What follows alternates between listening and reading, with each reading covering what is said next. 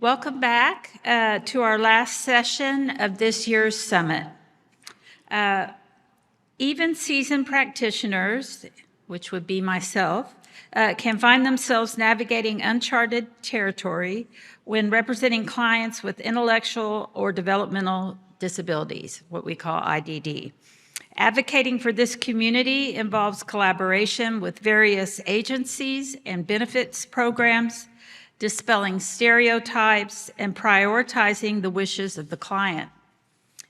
In this session, Meredith Shytles Parekh, the supervising attorney for the foster care team at Disability Rights Texas, will equip you with the tools to advocate effectively for individuals with IDD. Welcome, Meredith. Thank you.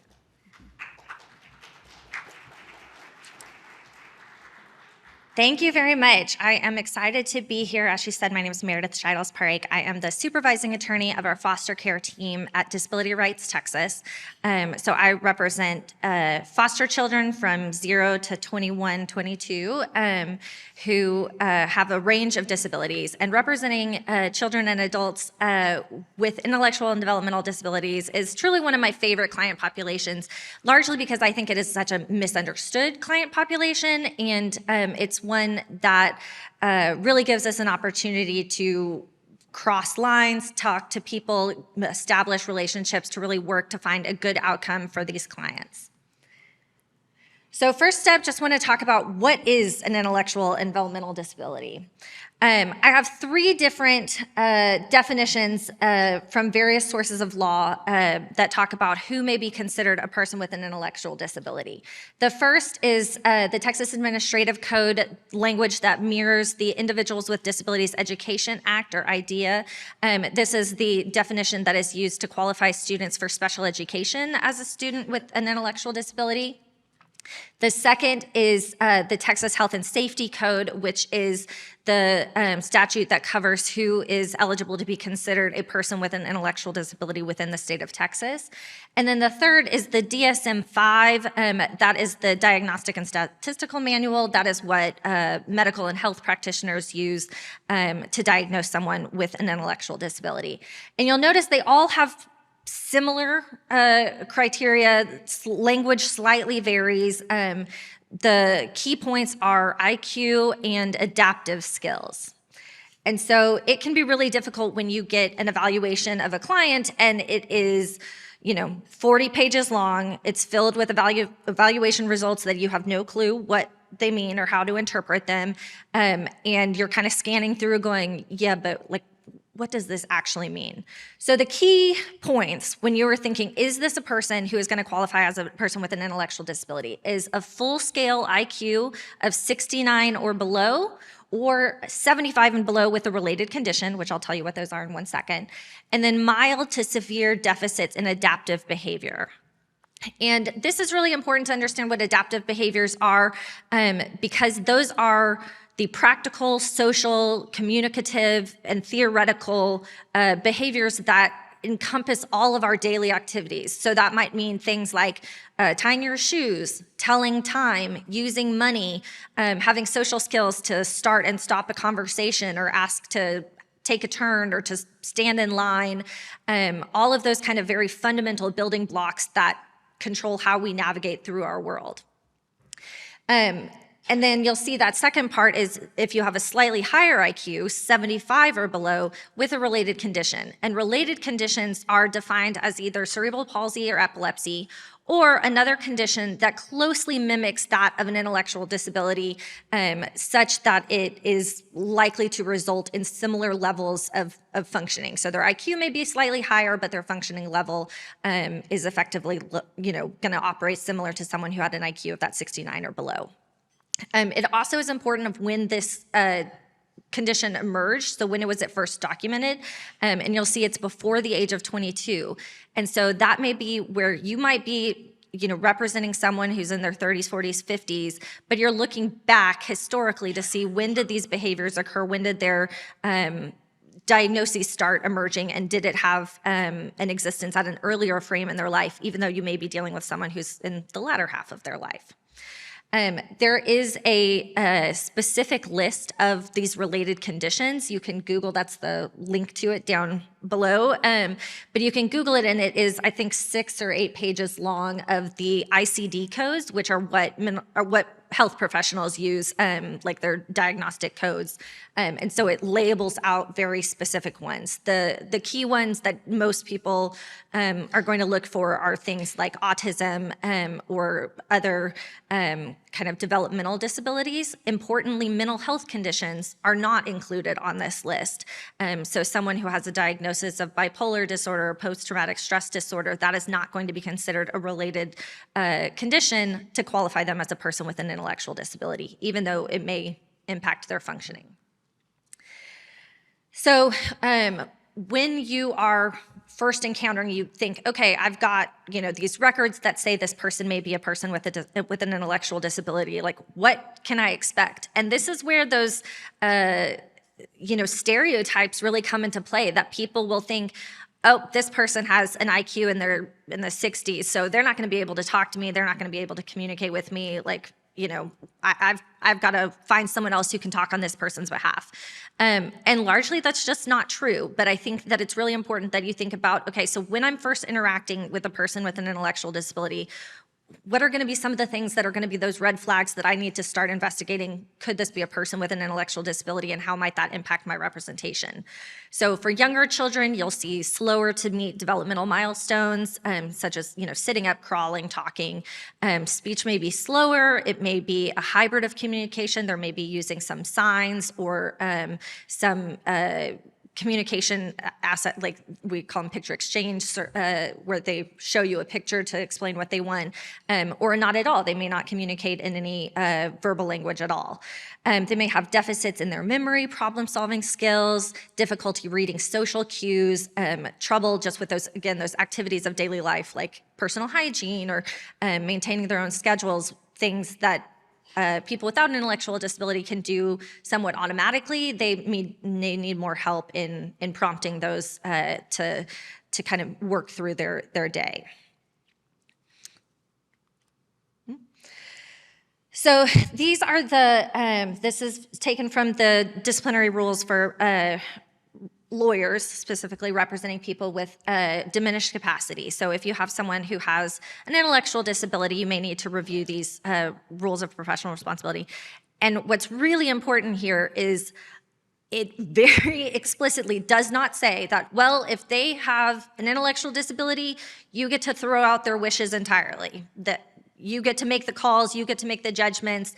That is absolutely not what the rules require, and it is very important that you understand that even if you may have a client who has diminished capacity or an intellectual disability, you have the same obligations to provide them with zealous advocacy on their behalf that prioritizes their wishes and their client-driven objectives. For as much as reasonably possible, you maintain a normal attorney-client relationship. If you believe that they have diminished capacity such that it is going to pose risk to themselves, that is going to mean that they cannot adequately participate in the representation, that there may be harm that comes from their lack of ability to participate in the representation, there is the ability of the lawyer to take protective action, which can be a variety of different things, including consulting with other individuals that may have a relationship with them, such as a supported decision-making agreement, and it may lead to the potential that the attorney needs to refer them for a legal guardian. We'll talk about that at the end. But the key points, and this is my emphasis added, is that as much as reasonably possible, you have the same obligations to the client with an intellectual disability that you have with any other client, and that requires that you continue to keep them informed, that you follow and obey their wishes, and that you maintain that zealous advocacy on behalf of the client with an intellectual disability, just as you would any other client. I'll go back. This is the commentary to those rules. It just describes a little bit more about other actions that you can take on behalf of that person with an intellectual disability if you believe that your representation of them requires these kind of actions. So it includes consulting with outside agencies, consulting with anyone who may have a durable power of attorney over that individual, making sure that they are still keeping in mind and prioritizing the client's wishes, even as you're engaging in these kind of protective measures. So that means taking into account their wishes and their values as much as they're able to communicate them, their best interests, and then their goals of the legal representation altogether. So here are just some representation agreements or representation tips that go towards establishing a really solid attorney-client relationship. But these are tips that I think are useful regardless of your relationship with a person with an intellectual disability, whether you're a probation officer, whether you're a court staff, a judge. These are things that I think will help you and the individual with an intellectual disability come to a solid ground where you are both able to understand each other, and then that helps you move forward in a really productive way. So the first and the biggest is do not make assumptions or have your own expectations about who the client is and what they need just based on their diagnosis.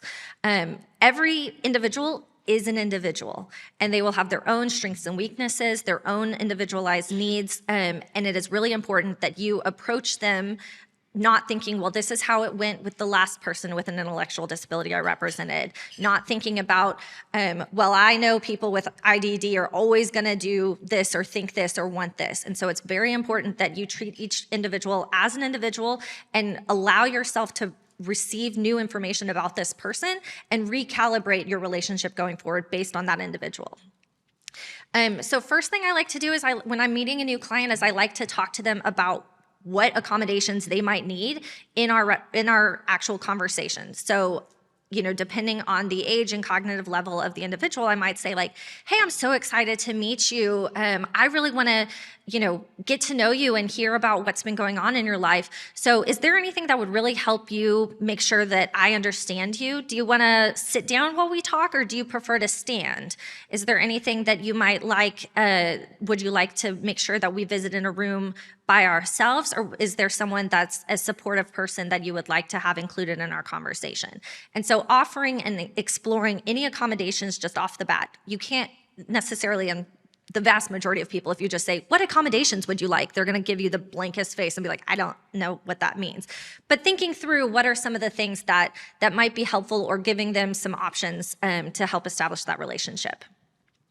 Making sure that you are engaging with the client on their level in an environment best suited to conversation. So meeting them in a really busy place that has a lot going on, or they don't have the security of making sure that, hey, no one's listening to me, that I might not want to hear this conversation, making sure that you're having that protective environment that you can really establish that attorney-client relationship.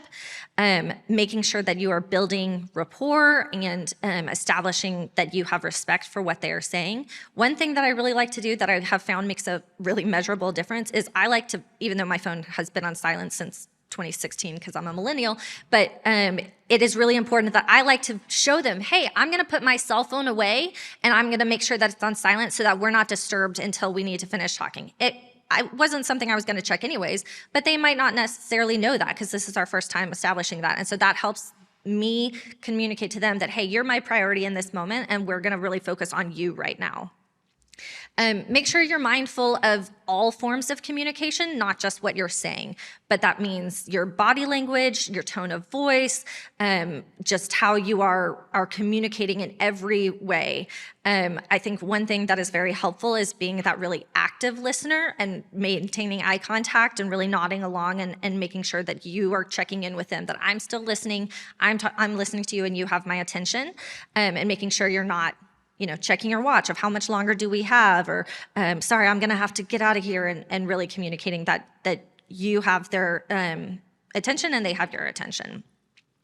Making sure that you are being mindful of some common communication deficits that people with intellectual disabilities have. So that might mean like overly acquiescent. So you may inadvertently be kind of offering some leading questions, like, so you like it here, right? Oh yeah, I definitely like it here. Well, you didn't necessarily realize that you were actually feeding them the answer and that they want to be cooperative and they want to be helpful, and so they'll agree with whatever you're saying. That can include things like masking, which is where someone is actively trying to distort your perception of them as a person with a disability. So they may not want to acknowledge that they are a person with a disability. They may not want to volunteer that they struggle with some of the complex themes that you're asking them about, or that they've lost track of the conversation. And so they're going to kind of feign that they're understanding what you're saying when they're actually not. Things like asking someone with an intellectual disability to, hey, give me a timeline from start to finish of all the events in a sequence, and I'll just take notes, and you tell me the timeline of the last 6 months. That's really hard to do for most people, but especially someone with an intellectual disability who may have difficulty kind of sequencing events and being able to say, okay, first this happened, then this happened, and you may need to help guide them through and prompt them on, okay, so the first time you went there was on Tuesday. Do you remember if you went there for the first time Tuesday, and then did you go home afterwards, or did you go to the grocery store afterwards? And you might need to offer them some information that you already know to help make sure that they are able to kind of put their own timeline or their own understanding of events in their words, so that you both are working with the same set of facts. They also may not ask questions for clarification. They may not admit that they don't understand. So again, those kind of masking behaviors. Things that are really helpful is to provide them with a roadmap of what you were going to discuss. And that way they understand, oh, they're going to ask me about day 2 in a few minutes. So first we're going to talk about day 1, and then we're going to talk about day 2. So if they get confused or start telling you something about day 2, you can go, oh, wait, we're going to get to day 2. First, we're going to talk about day 1 really fast. I want to make sure we get this right before we move on. With some of my clients who are readers or a little bit more older, I sometimes will either handwrite or type out an agenda for all the things I want to talk to them about when I go see them. So that way we can have a reference and go, oh, yep, like we're skipping ahead. Let's stay focused on this one, and we'll finish, this first topic first before we move on to the third thing. And that can be really helpful for making sure that they know you're not interested in what they want to talk about at that moment, but it can help make sure that everyone gets what they need to talk about across. Checking for understanding. So can you explain to me what you just heard me say? And then I explain back to them what I heard them say. Okay, so what I'm hearing is that you really do like this place, but you're frustrated about the meal choice that they offer, whatever the situation is. And that can be really helpful to make sure that you are really understanding each other. And if you start to get a sense that they're just agreeing with everything that you're gonna say, I will occasionally incorrectly describe back what they just said to me and say, oh, I heard that you don't really like it here. And if they don't correct me, then I know that, oh, hang on, I think we've lost track of what we're talking about here. Simple yes or no answers, and make sure that one pet peeve I have is finishing a conversation and saying, okay, so do you have any questions for me? Like, that's so big and amorphous, and earlier in my practice, I asked that one time of a client was like, any questions for me?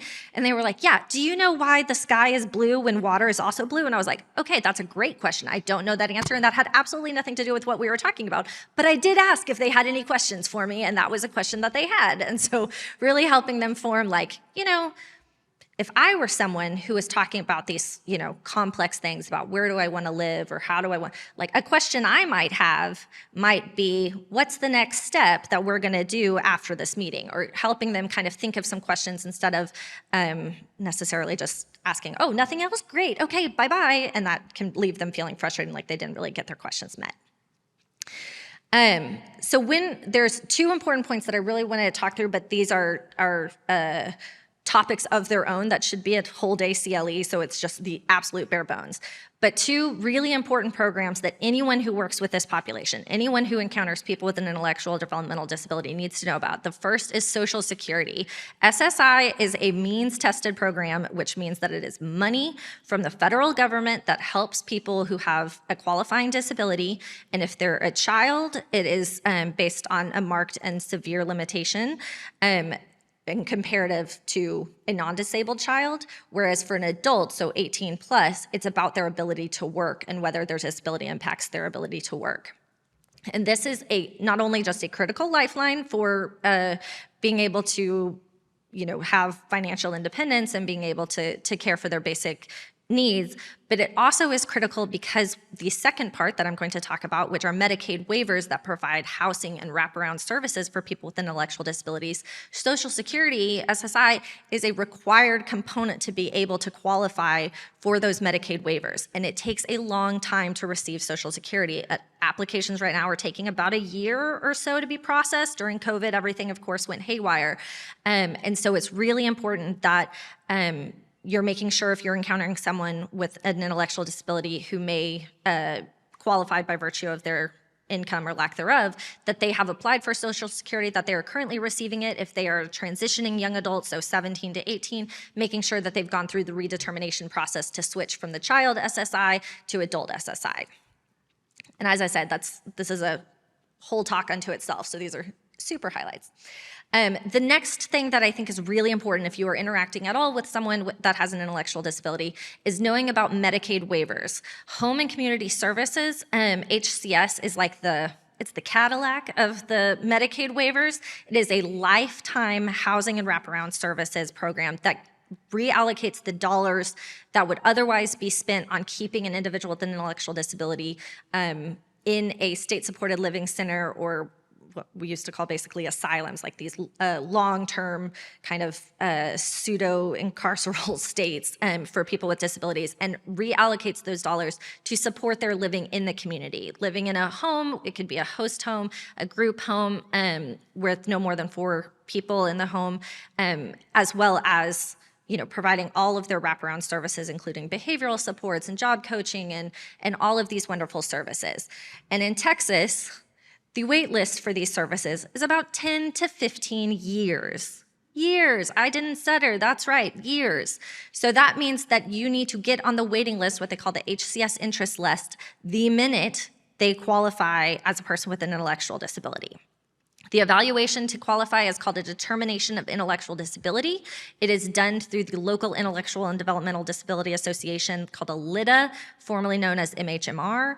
And the wait list is lengthy. And so it is really important that when you are talking to someone, they may not have interest or desire to move into an HCS home or to receive services through a Medicaid waiver right now, but that could change by the time their name comes up on that list. And so it is very important that you stress, we need to make sure that you're on that interest list and get them in line for whenever those services may become available to them.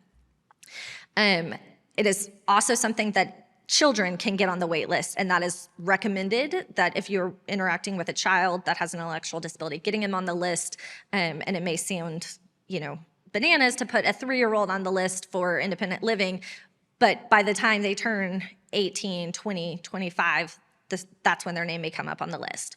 HCS is not the only Medicaid waiver. Like I said, it has the highest dollar amount, so it's kind of the Cadillac, but it's not exclusively. There are other Medicaid waivers that I think I have a chart. Yes, and this is a chart that's available on HHSC's website that talks about the various Medicaid waivers and what they do and do not offer. So not all of them will offer residential services. Not all of them offer personal care services. It just depends on what the specific needs of that individual are. Okay, so the third prong, and the one that I'm asked about the most often for people with an intellectual disability is, well, if they have an intellectual disability, don't they automatically require a guardian? And the answer is no. Automatically is absolutely not something that we're going to entertain for this population. A guardianship is a legal process through the probate court that strips away all of the fundamental rights that make up being a adult citizen in our world, and assigning them to a third party to manage on that person's behalf. So in a guardianship, the rights that can be removed as part of a guardianship include the right to decide where you want to live, if, when, or how to work, any medical decisions, financial decisions, the ability to drive a car, to vote, to get married. It is referred to as a civil death. And so it is something that we have, I think, overutilized for this client population in the past out of a desire to be overly protective, but also that is it's taking away these fundamental rights that make up who we are as humans, and their ability to live in a civil society. And we need to make sure that we are balancing whether there is any other less restrictive alternatives that can help protect and support the person with a disability without being overly restrictive and taking away these fundamental rights. Incapacitated person, you'll notice, is a different definition than an intellectual disability. So they are not synonymous. They are not one and the same, where just because you have an intellectual disability, you are considered to be an incapacitated person.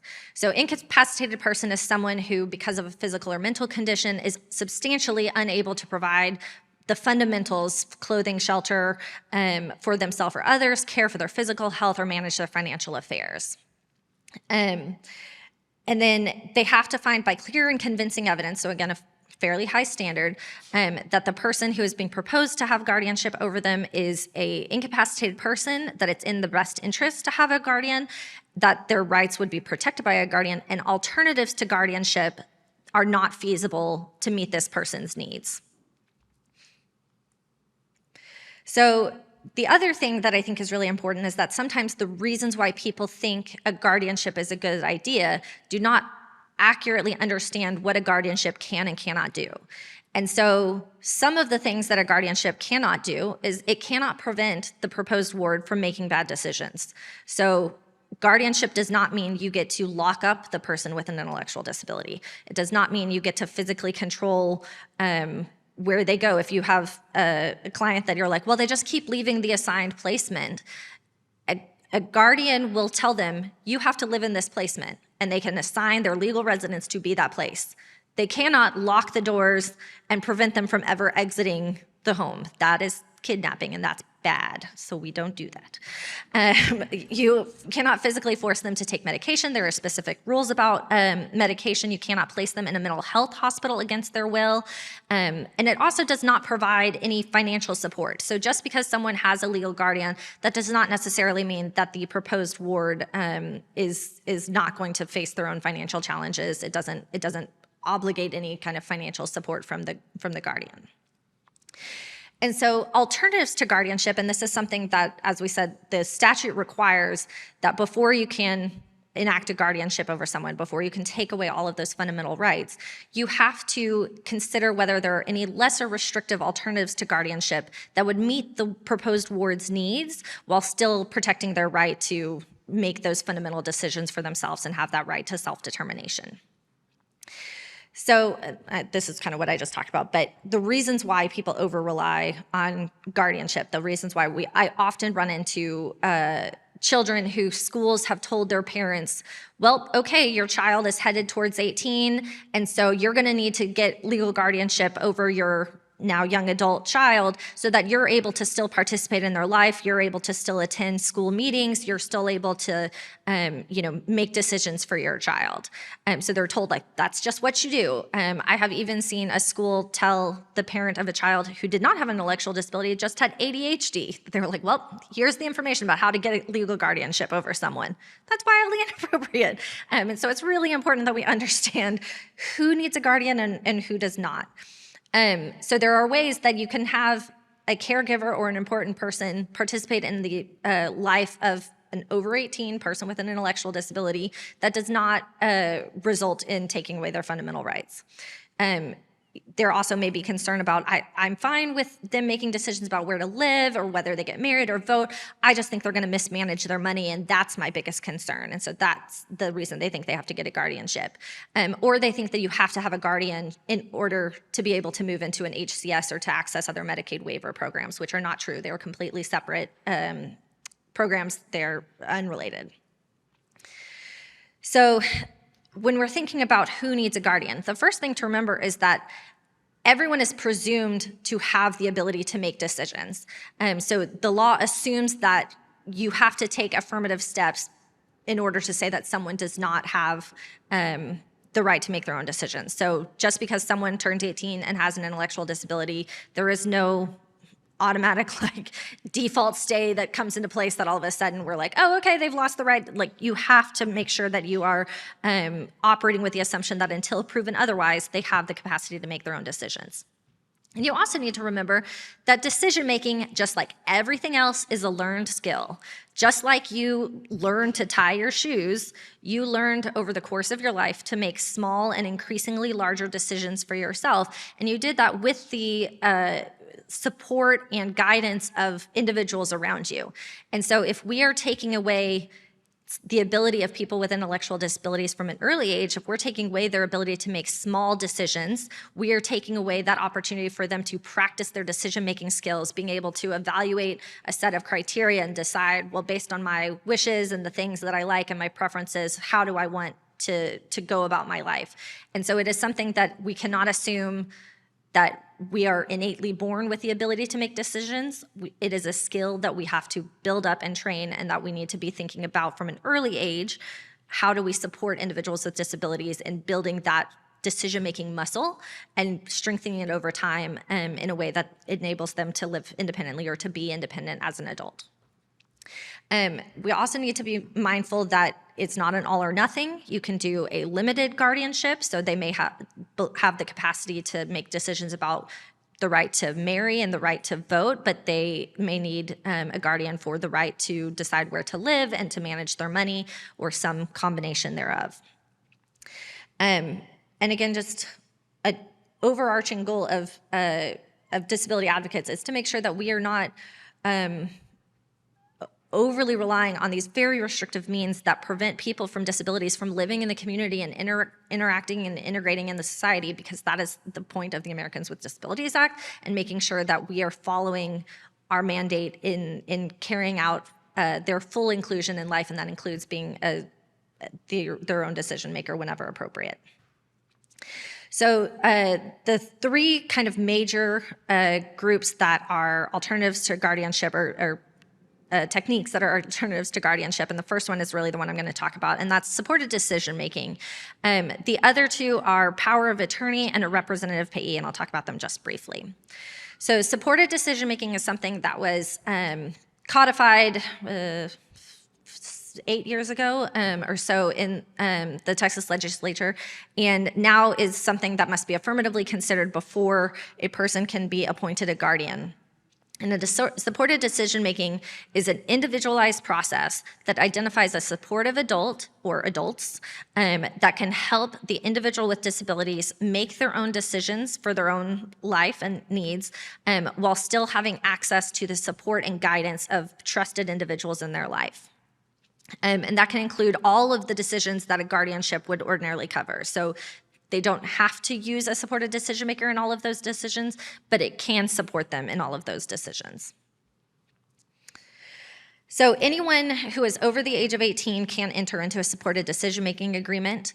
There isn't a definition about exactly what level of capacity they have to have, but in general, they have to be able to understand the nature and consequences of their desire to enter into a supported decision-making agreement, and then understand their ability to follow through with a supported decision-making agreement or to terminate it if it's no longer something that they would like. And then similarly, there's no restrictions on who can be the supporter. And that means that it can be someone who is a bio relative. It can be someone that is just a trusted adult that's been in their life. It can be a peer that is over the age of 18 that can help formalize their relationship and kind of encourage that collaboration on important decisions. It is something that I think one challenge that we frequently have, and I as a foster care attorney frequently have, is that we run into emerging young adults who do not have anyone who can serve as a supported decision-making partner, because the only people that are in their lives are people that are there in a professional capacity. So I, as their attorney, do not serve as their supported decision-making agreement. They may have a guardian ad litem who has their own procedures and ability to enter into that kind of representation agreement with them. And so that can be a challenge, and is something that is important to, again, collaborate with those outside agencies and help finding avenues for people who may not have a clear identified supporter, to finding someone that they can establish that relationship with and build upon it so that they can have that support later. A supporter, so this is the person, the trusted adult who is entering into the supported decision-making agreement with the individual. They can do all of the following. Some they can choose in each circumstance or each problem as it comes up what activities they may take. So they can help the individual with the disability understand their options. So talking through, making pro and con lists, checklists, et cetera, helping them understand their own responsibilities and the consequence of any decision that the individual may make. It may also help them access and maintain and organize their own records, so any information that they want to have about themselves or that they want to be able to access in order to make a decision based on kind of the cumulative record. They can help them kind of digest all of that information. It is not uncommon for someone to do a records request from a medical provider when they're trying to decide the pro cons of whether or not I should have this surgery, and they're given hundreds of pages of voluminous records that are really, really difficult to understand. And so the supporter can help digest that information and walk them through and be able to really understand what those records actually entail. And then they can also be the person with intellectual disabilities designee for communicating their decision. So that means that they can essentially send the supporter into a meeting and say, we've communicated and the individual with the disability has decided X, Y, and Z. The supporter is able to access individual or information about that individual with the disabilities, confidential information with a release of information. So it means that they have to get consent from the person with the disability in order to access their confidential information, but that does include records that may be protected under FERPA or HIPAA, and they have an obligation to keep that information confidential and private and cannot use it for purposes that have not already been discussed with the person with the disability. And nothing in this agreement prevents the individual with the disability from doing any of these activities on their own. As I said, a supported decision-making agreement just means that the individual with the disability has said, I would like to consult this person. I would like for them to help me in the following ways, but it doesn't mean that they are obligated to do so. If they feel like, stand down, supporter, I've got this one on my own, I'm gonna make this decision on my own, that is completely within their rights. The supporter does have an obligation, a fiduciary obligation to the individual with a disability, which means they cannot, of course, use any information that they have gained or any knowledge for their own financial well-being. They can't profit, essentially, off of the individual. And it's really important that we understand that the supporter may have access to really confidential information about the person with a disability, and that they do have that very important and sacred responsibility of using it only for the best interest of the person with the disability. Supported decision-making agreements can end at any time. They do not require a court order. They are a mutual signed agreement that can be done in front of a notary and can be revoked by either party. So the person with an intellectual disability can decide, I no longer want to utilize this person as my supporter, or I no longer want to utilize a supported decision-making agreement altogether. Or the supporter can say, I no longer feel comfortable operating in this role and am withdrawing my name and my participation in this agreement on their own.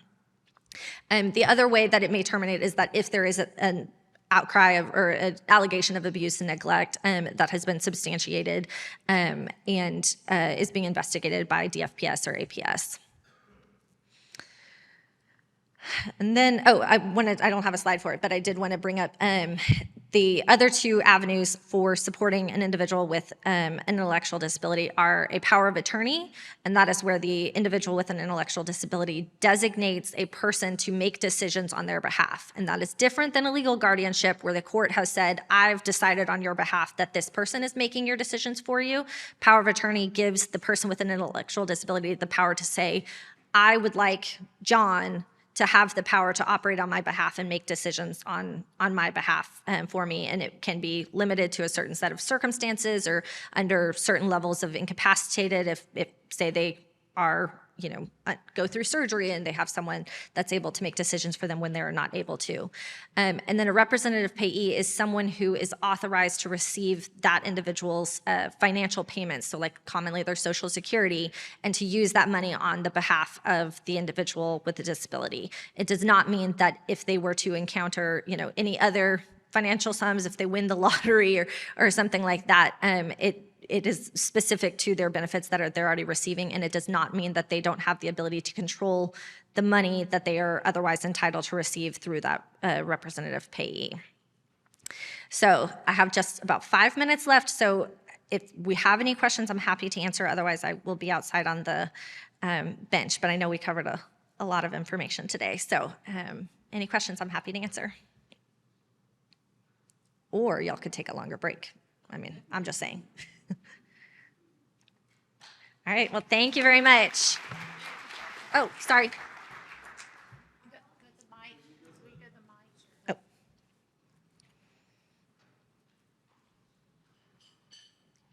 Are all of these provisions Texas specific, or are some of them national rules? Like if you know someone in another state, could some of these things benefit them as well? Yes, so as with all lawyers, it depends. So most of these are Texas specific in their interpretations. However, like the Medicaid waivers are federal benefits so that other states all have, similar, if slightly different funded programs. One thing that's important to remember is, and this happens to me, is when I talk to individuals in other states, their benefits that they're able to offer may be vastly improved from what Texas has. So Texas has a 10 to 15 year wait list for HCS services. I just spoke to someone in Wisconsin and they have a 90-day wait list. 90 days. We could be living so differently here. So yeah, it depends, but most of it is Texas specific in how these programs are offered, but there's usually an analogous provision in another state. Sure. All right, well, thank you all very much. I appreciate you so much.